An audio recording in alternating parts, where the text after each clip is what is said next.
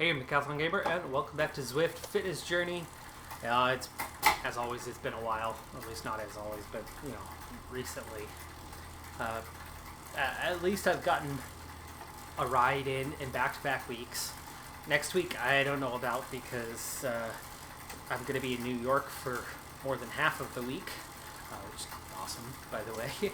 10-year anniversary with my wife, and so we're taking a trip, and we're moving the day we get back, so there's that. We might be closing the day before we go, so there's that. But if time permits, I'll get one last ride in before we move into the next house. After that, we'll see the new setup and see how that goes. And speaking of that new setup, I'm fully planning on having the situation where I'm set up permanently. I don't have to set up, tear down, and move it across this floor into a room down the hall around the corner and put away every time, which this trainer's heavy. At least is quite heavy. So it's a process. It's a big process. Having it set up permanently all the time, just being able to hook up the camera, put the microphone in the right place, and go. It's gonna be good. It's gonna be good, I think. I'll have to figure out the microphone situation though, because I might be a little further away than what I am now. Either I'll have to go back to voiceover kind of full time, which of course I'm kind of missing that, right? Write and talk at the same time is a challenge. But my timing, my free time, the lack thereof, has been a big thing. And honestly, if I didn't have so many excuses, I would have gotten a lot more writing in over these last 2 months anyway. But I'm so full of excuses that it's really, really easy to miss a ride. It takes a lot just to get one in, to go, to be out there, to get that extra exercise, which I'm missing it. I'm already feeling it. The fitness is dropping. It's not been good. Well, anyway, today, what I'm going to be talking about is a plan for the channel, and you're the first to get the opportunity to give some input on it. For a long time now, repeatedly, I've been asked in comment sections of various videos when I'm going to have Patreon, and it's almost time. It's almost time for that. To be honest with you, I still haven't even finished the process, the last stage of the process, to actually collect the money that I earn on YouTube. So to this day, I've literally made nothing. I've gotten some keys for games, and that's it. I haven't brought in a single penny, technically. But I have earned, since a little over a year ago, about 16 months now, I hit that 1,000 mark on subscribers and qualified. I had already met all the prerequisites besides that long beforehand. That was the last one to come along. And since that time, I have accumulated month by month small amounts, very small amounts. I didn't even top $100 in a month until fairly recently.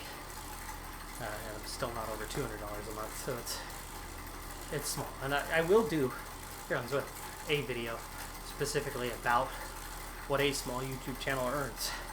There's other ways to bring in money, and one of those is Patreon. And I've been around doing this long enough, and with a business and coaching, not full-time, but coaching part-time, got a lot on my plate. And I've been at it, just going deep, going to the deep end over and over and over again with, fatigue being a regular issue and just struggling along. And I don't want to just struggle along. But I also don't want to just give up the channel with all this time and all this effort, all this work I've put in. I want it to account and mean something. And it does. And that's why I stick with it. It's definitely not for the money. But you know, in life, when you have the finances, when you have the disposable income to go along with getting by and being okay, a lot of possibilities open up for you. Those possibilities don't necessarily mean happiness, but they do mean the freedom of choice. And I'd like to have that. Definitely been going at the channel for quite some time now. And anyway, like I said, I think Patreon, it's about time to get involved in that. And you know, it's by demand. I wouldn't call it popular demand at this point, but every little bit counts. So those who aren't familiar with Patreon, and I know I'm talking to a small audience here, and so that could be a fair few of you or not. Patreon is a way where you pledge support monthly basis for varying packages or a single package depending on the individual who's putting it out there. And through a monthly contribution, small contribution, majority of that goes to the individual, some kept by the site that manages it, and generally you get something in return for that. You don't just pledge your money like, oh, here's my money, okay, thanks. It's not just a tip. It's mostly what it is, but there's something offered in return. And I've scratched my head for probably 3 months now going, well, what do I offer in return? What is special about it? You already get to see the content that I put out. So what can I do in some sort of unique manner specific to those who would then pay that small contribution monthly to have that access, to have that possibility to be a Patreon supporter? And the first thing that I've thought of, and I've been wanting to do this for a long time, and I've behind the scenes done some preparation for it, but I've been so busy lately that I haven't been able to finish that. But it'd be pretty easy to prepare. It's just once my schedule settles down, I can actually start it. And that is, I've been wanting to do a weekly one-shot for a long time now. By weekly one-shot, I mean I haven't done streaming in 2 years. It's been over 2 years since I did any streaming. That was an okay thing, but doing streaming and videos with my time constraints was just too much. And so I had done my streaming through Twitch, and a couple things were happening. One, Twitch became a platform for girl gamers, female gamers, female just personalities. And guys suddenly started to struggle on Twitch anyway. And I was just getting started on there, and so that was one thing that kind of pushed me away. Being of the male persuasion, obviously. And the other reason was just, it was too much time, too much effort, and spreading to a different platform wasn't necessarily helping me on this platform, on YouTube. So I decided to double down on my efforts here, and it actually led to me putting out more YouTube content and did away with the Twitch content. What I'm thinking of doing is not trying to start again on Twitch, but using the streaming services that YouTube offers. And by keeping that regular audience, the streaming thing doesn't have to be every day for me or multiple times weekly. I'm thinking about doing a weekly one-shot, as in one stream every week for 3 hours, 4 hours, something like that. That then opens up a world of possibility. It brings in that streaming audience. It gives the audience a chance to have that more direct, more personal responses in real time from me during the stream. And then it, for me, would just work as being yet another series. I have the capability of streaming now. I have the right setup. The computer parts at the time, streaming was a massive load on my computer, and it lagged, and it eliminated a lot of games that I could stream. I found that kind of the one thing that I streamed most often was RimWorld because it's easy to run. Well, that's no longer of concern. I can definitely stream pretty much any game I want, still with max settings, and not have a problem, not have an issue. So, no more game sounds for me, that's fine.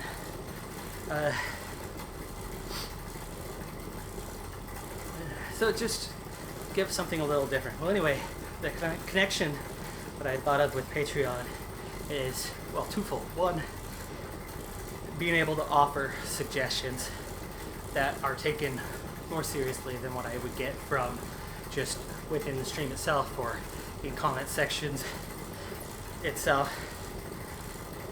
Weigh those options a little more heavily. Second, actually voting on which one is upcoming. I have 4 that I'm thinking of. Any of these 4 will be the game that I'm planning on streaming this coming week. Which one do you want? Those that are Patreon supporters are the only ones who get a chance to vote on that, and therefore select what is the next game, what is the next title. And again, that's one way for me to encourage more people to join Patreon, to have that honor. Likewise, new series coming to the channel, new things to do on a regular basis. I think that's kind of where I'm headed with that, is selection.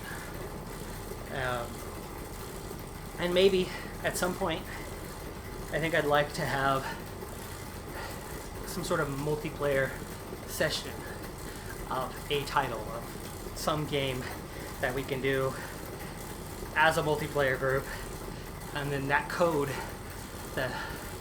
to log in and participate in that game would go out to just Patreon supporters. So again, offering, something unique. And I suppose last thing that I had thought of at this point that I could offer in there is Pro Cycling Manager, obviously the biggest piece to the channel. And being on Zwift, doing cycling, I'm assuming most of you, if not all, watch my Pro Cycling Manager content. So this is a good place to bring this one up. And that would be requesting tutorials, choosing what tutorials come next. Because that one I do take influence on from the community. I have a list that I work off from, but things get bumped up on that list based on comments that I get, based on kind of my perception of what the demand is at the time. And obviously the supply part, as in what am I capable of. I've had a request for time trials for quite a while. I wasn't prepared to do that because I hadn't experienced team time trials. And when I finally did, it was terrible the first time. Now I've practiced quite a bit, and I'm getting certainly competent when it comes to the team time trials. I've figured it out fairly well. I wouldn't say I'm a master by any means yet. It's tough. It is a very, very tough thing to get down in PCM 21. But I like the system.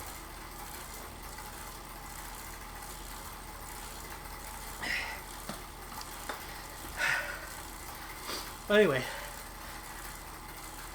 let me know in the comments below what your thoughts are on those proposals, what your thoughts are on additional things that I could put in.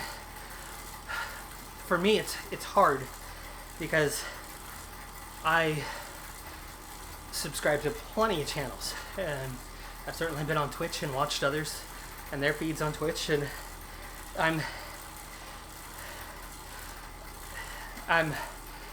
an absorber of content as much as I am a creator of content. However, I'm clueless when it comes to Patreon because I've never taken that step myself. to support another channel on there. And I've looked into it a couple times to see what other channels may offer, but I'm still a little bit, I guess, short on that. I know that some allow certain content to be released early, ahead of time, and that could always be a possibility. I just don't know quite how that would work unless you're uploading something specifically to Patreon or some sort of private link for YouTube. I don't know. I'm not even sure how that works. I suppose let me know in the comments below if that's something you are familiar with. So yeah, let me know. Let me know what you think. Let me know if that's something you're even interested in, if you're among those who have asked me for it, or if you're not. Anyway, that's what I came to talk about today. I'm really excited for Premier League season, European leagues to get started. Camavinga, I would love to see Manchester United sign him, as I think our biggest need entering this summer was not another center back, was not another winger, though yes, I mean, they were areas that could see improvement.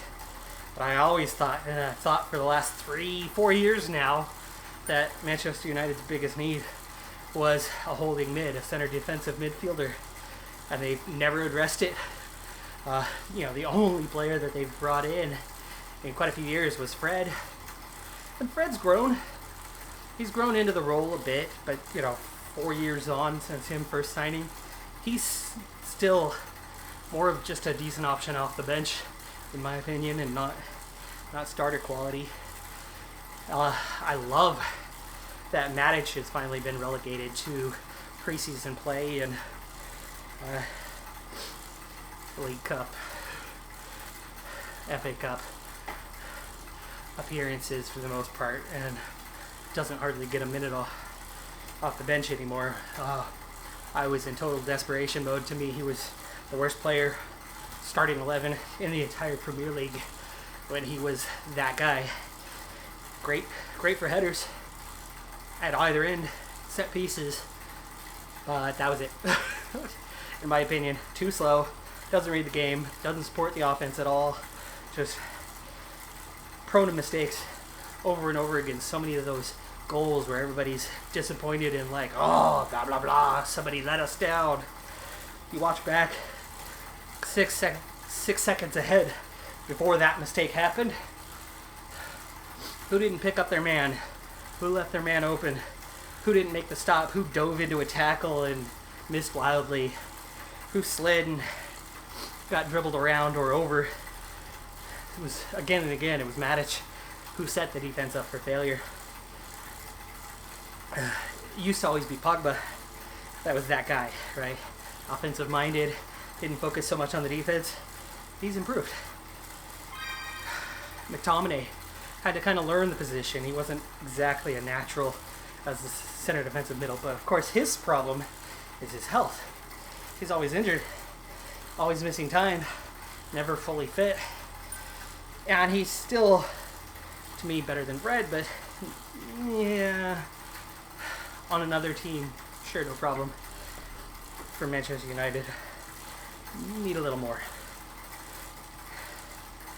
Now, Camavinga is mixed bag. He's world class or still learning, and so nothing's automatic about him, but he's young and will develop and has that potential.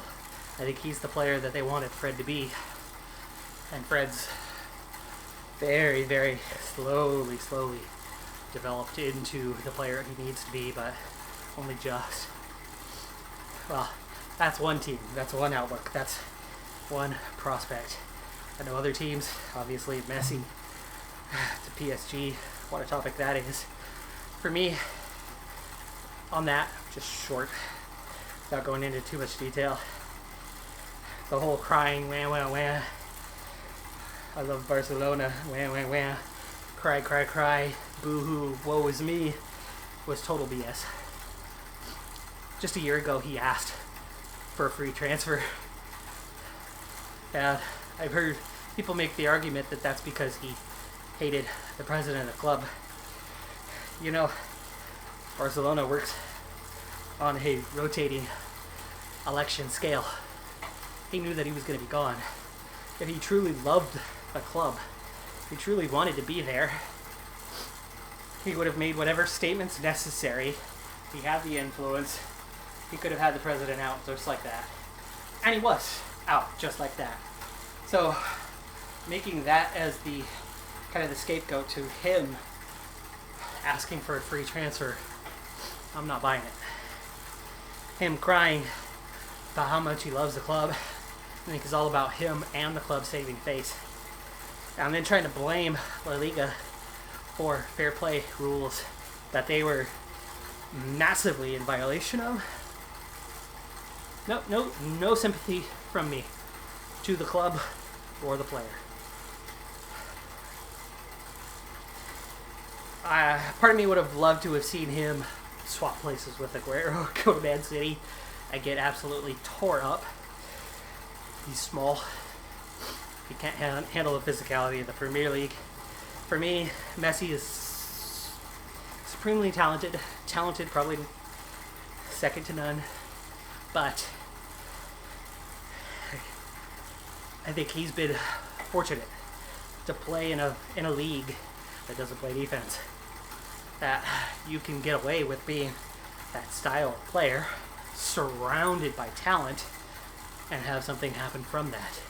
As we've seen on the international scene, though this year, obviously, with some support around him, he finally got a trophy.